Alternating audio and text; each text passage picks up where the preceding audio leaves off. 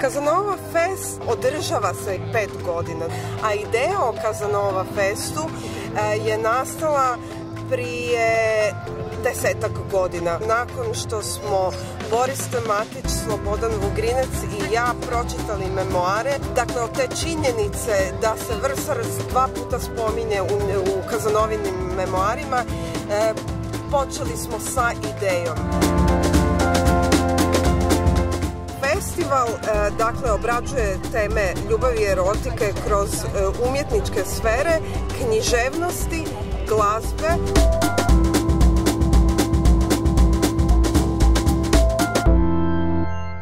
Slikarstva, fotografije i svaki dan u Starom gradu na vidikovcu Kazanova su književne večeri.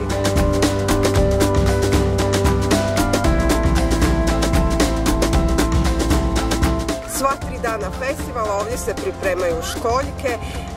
Glavna zvijezda među školjkama je definitivno kamenica. Kazanova je znao pojesti 70 kamenica dnevno i ovdje to nudimo i našim gostima. Osim školjaka tu su tartufi, naravno med, bademi, sve sami afrodizijaci.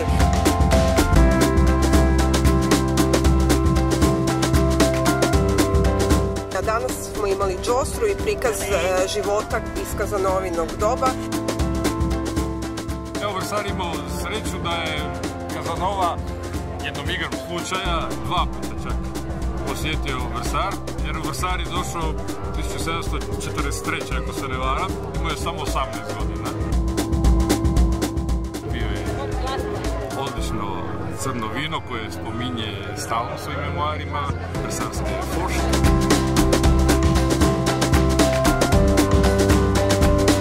Postoji među umjetnicima jedna mala fama, ako se dokopaš Kazanova Festa, bit ćeš sretan.